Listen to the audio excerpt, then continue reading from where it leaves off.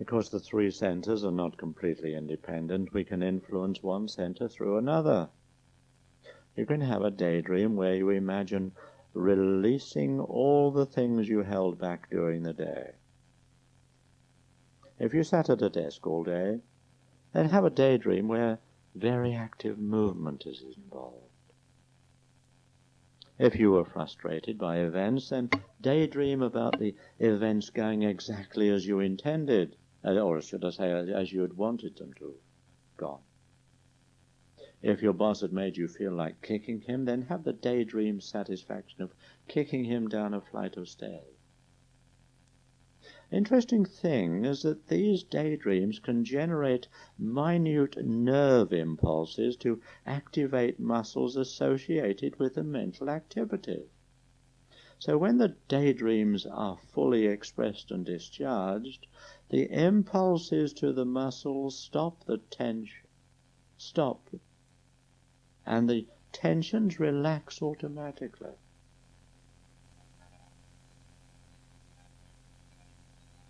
You can get to the stage where the emotional discharge has occurred, and because of the link between the three centers, the mind and body have also been influenced and a certain amount of tension is released. From here, the ways you can proceed are many. You can go into dreaming through hypnosis. Take a person mentally through hypnosis back to a lovely holiday or a very special time. The ways are many.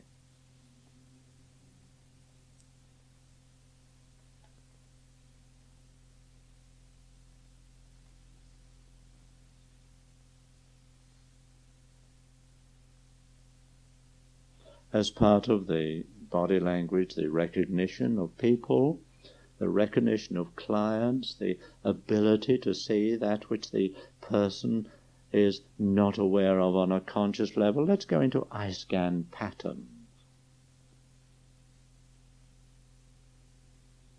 When questioned,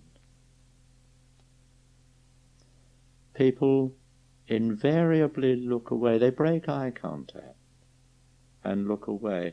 And it's been known for a long time that when they look away, they are thinking.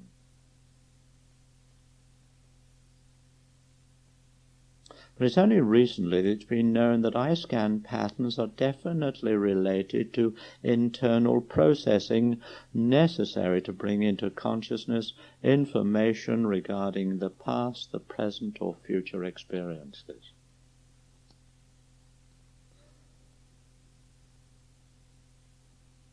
Now each of us has developed eye scanning patterns that indicate to the informed observer which representational system is being used.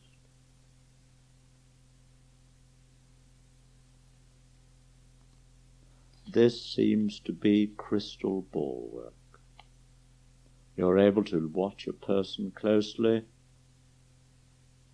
and tell whether that person is thinking in pictures, in words, or feelings. You can tell to a great extent what is happening inside the mind of that client, that person. The person looks up and to his left. Now that stimulates eidetic images located in the non-dominant hemisphere. The neural pathways that come from the left side of both eyes, left visual fields, are represented in the right cerebral hemisphere. And this eye scan movement up and to the left is a common way people use to remember visual images. Person looks up to the right. This stimulates the left hemisphere visual fields, and a person can construct visual representations of things not seen before. Visualization again. If a person defocuses while still staring at you and defocusing, that's visualization. Now, left or right, a person sitting opposite you moves the eyes to the left or to the right on the same plane, same level. You know that it's sounds, words, etc. The auditory system is being used. Looking down to the left again is auditory, it's internal dialogue, talking to oneself. Looking down to the right is kinesthetics, feeling. The person is feeling, looking down. So many of the people coming to you, when describing the pain and limitations that they're going through, are looking down. Now there's a telephone posture again. The hand automatically in thought goes up to the side of the face, to the ear. That again indicates an auditory system being used. Now, miscommunication, because of a lack of knowledge about these eye scanning methods, is very common. When remembering, when going inside and remembering, a person is not experiencing external happenings unless they are very powerful happenings. And when a person goes inside, he misses sensory input.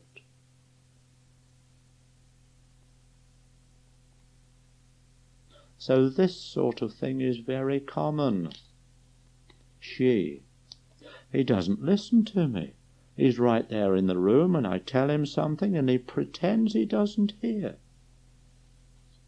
She had failed to notice, he was unable to receive what she had said because although he was in the room and even maintaining eye contact, his pupils were dilated, indicating that he was visualizing, had gone in and was seeing something, possibly something connected with what she had been talking of. And he, you didn't tell me that. I never heard you say any such thing. And he's right. He didn't hear it. Again, didn't you see where I put it? You were there. He, no, I wasn't. You didn't put it down, but I was there. And they were both right. His conscious mind was attending to his internal images rather than to what was going on in his external experience. When a person's consciousness is attending to internal processes, visual, auditory, kinesthetic, input often goes unnoticed. I just can't see it. Eyes up and to the left. He's never been able to do it before. Why should he do it now? Did you hear that? Eyes down and left. I ask myself, why should I bother to try? It seems like, eyes down and right, there's just no pleasing her. Eye scanning patterns indicate how a person is thinking. In pictures, in words, or in feeling. Now, although we cannot know what those pictures, words, or feelings are, we can tell what internal processes are being used to generate a person's overall experiences. And you can utilize those internal processes to create change.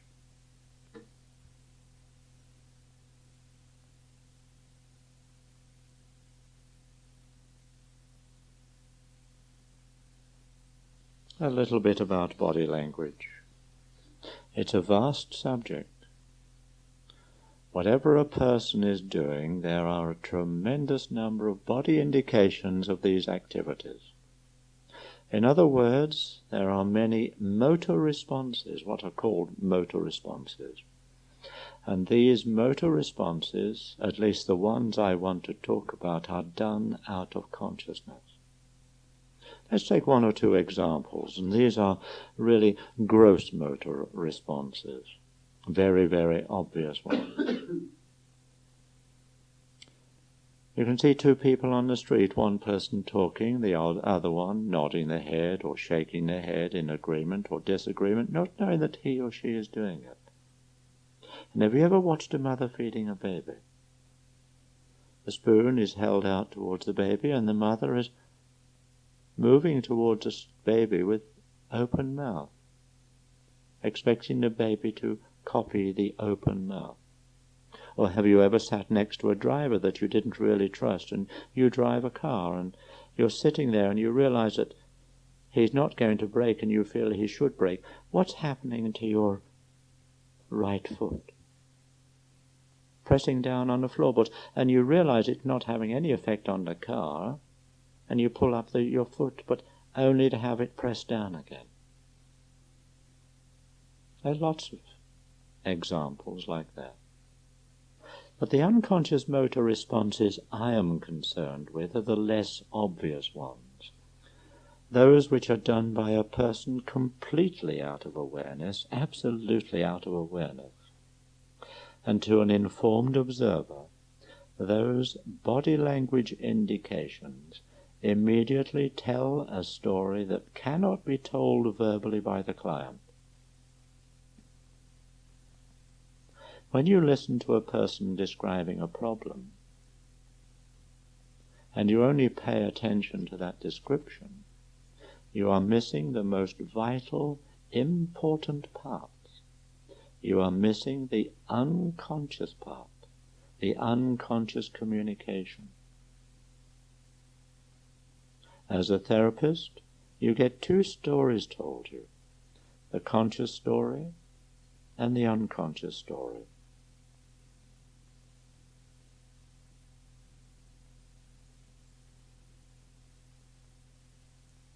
Now that's all I intend saying along that particular line at the moment.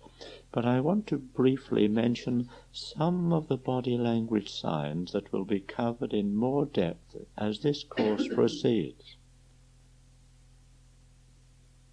And remember, I am talking about the unconscious motor actions of the body, the IMRs, idiomotor responses. Nodding and shaking of the head can occur, and sometimes can contradict what is being said. The head can be shaking from side to side, very, only just a slight shake from side to side, and yet the person is saying, yes, I had a good week. Or the head can be nodding ever so slightly, and the person is saying, I don't really agree with you.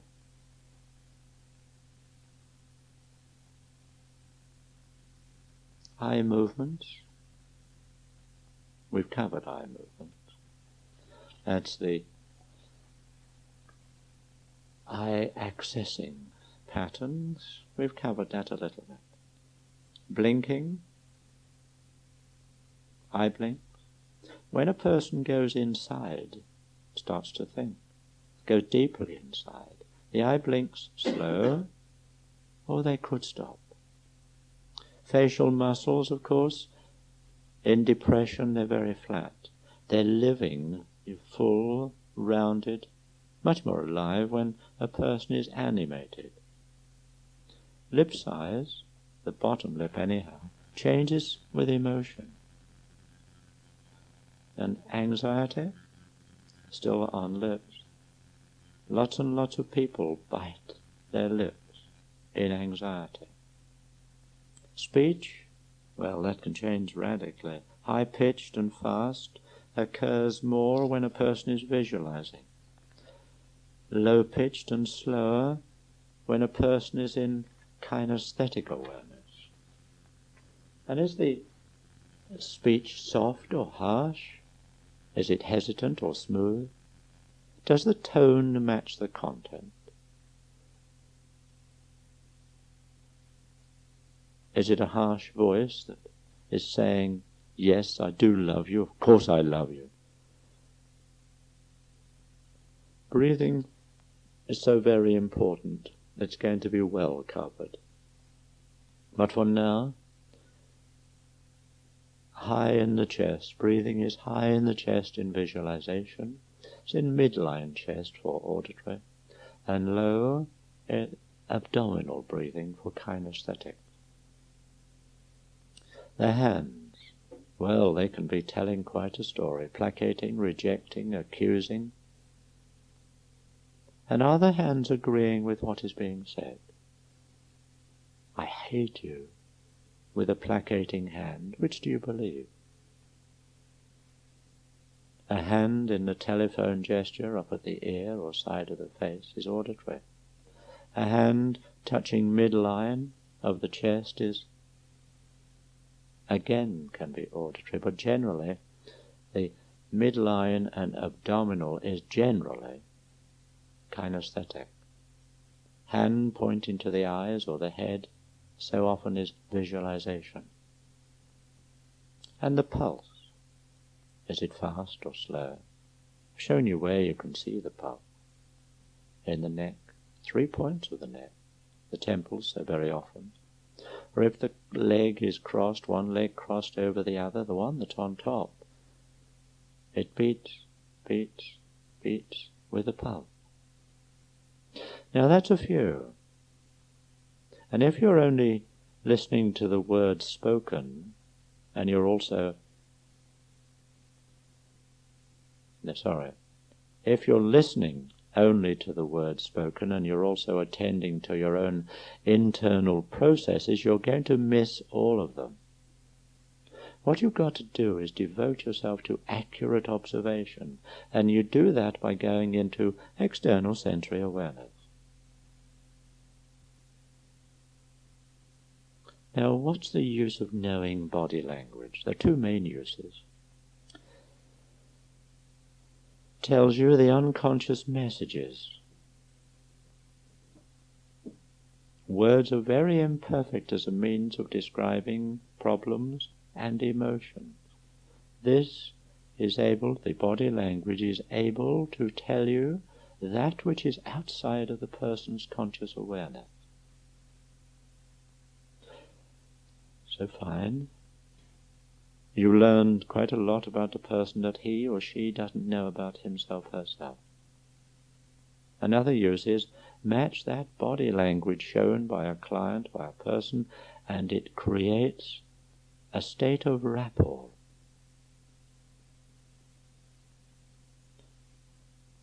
More about that later. But by matching, mirroring, you can move to a state of leading a person into altered states. Leading a person into a different state. And since everything is done on an unconscious level, that's as far as the client is concerned, the changes, and I'm talking about therapeutic changes, the person is led to a therapeutic change. What I'm trying to do is stimulate you into looking at people. Practice from now. Watch me like a hawk. Watch people on the underground. Watch people wherever you are. Look for the eye accessing patterns. Look, what's the breathing? What is the person doing with their hands? People talk with their hands. Watch. With knowledge of body language, you can teach a person to alter personality, alter the body image.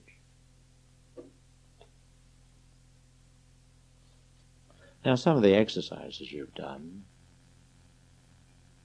you've asked questions to find out a little bit about people. Others have asked you questions. Now, asking questions is okay in a classroom situation. I sometimes do it and illustrate what I'm doing with clients when they come. Gives them some knowledge of eye scan patterns or predicates. But get used to watching a person as he's talking and get covert information, get the information without actually directing anyone else's attention to what you're trying to do. Now, yourself. Do you see yourself as a visually orientated person? Or do you feel yourself as kinesthetic?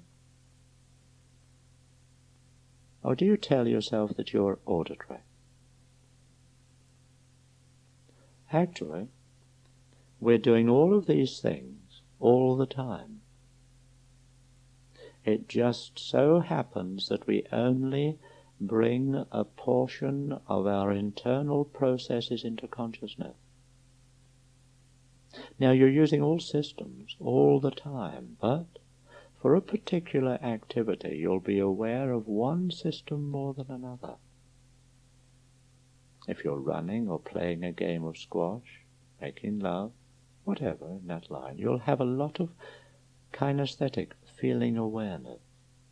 Now, if you're watching TV or reading a book, there's a lot of visual awareness, external visual awareness. If you're listening attentively to me, there's a lot of auditory awareness, so that's external. Now, it isn't total V, A, or K, visualization, auditory, or kinesthetic. You shift from one to another because of various stimulations. But remember, on a conscious level, people are aware only of one really well-developed sensory system.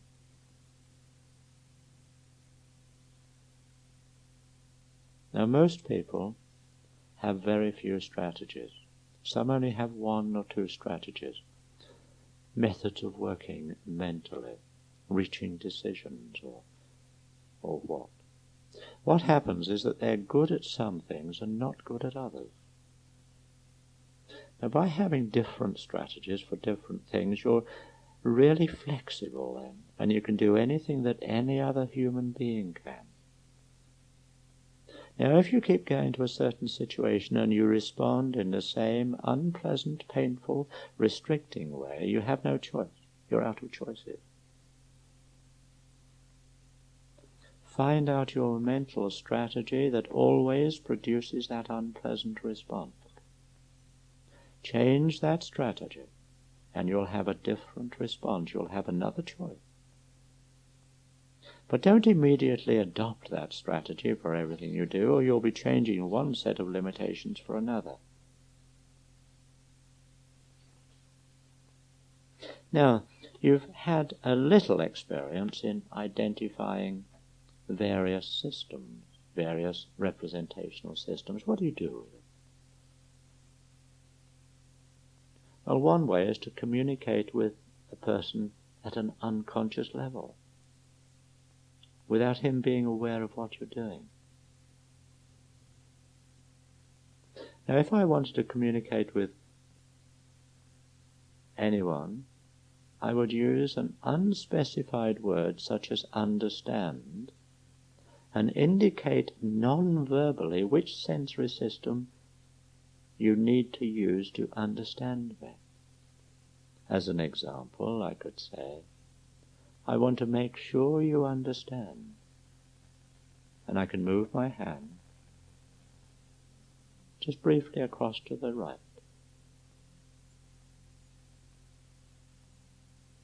What we've done so far.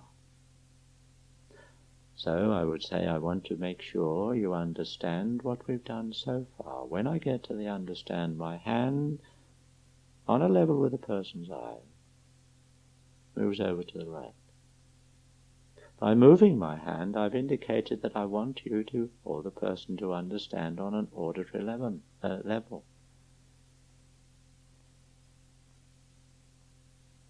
Now, another way to use the information is to so structure what you say that the person cannot resist it. By finding out what the lead system is, that's the very first step of the mental strategy. We cover the lead system later. Finding out what the lead system is, the strategy, and the main representational system.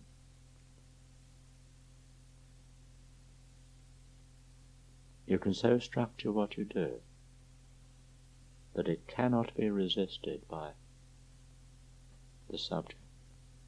If you take a person who constructs images, follows that with feelings, and ends up with an auditory comment, so he constructs an image of what he wants to do, feels it out to see if it's okay, or feels it out to find out whether it feels okay, and then end with a comment such as, that sounds good. Then if I say, can you see yourself making this new change? And as you see yourself, do you have feelings of success and feel you've accomplished something worthwhile? And be able to say to yourself, this is going to be good?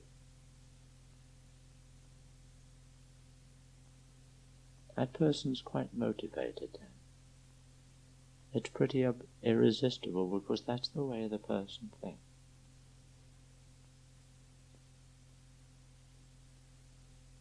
Mind you, that's one thing you can do. That's one way of doing things.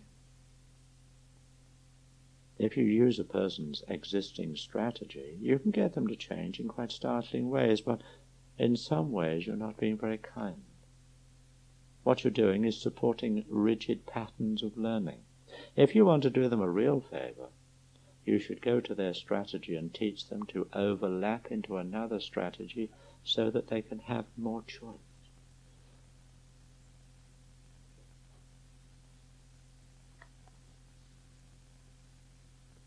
But more on that later, more on overlapping.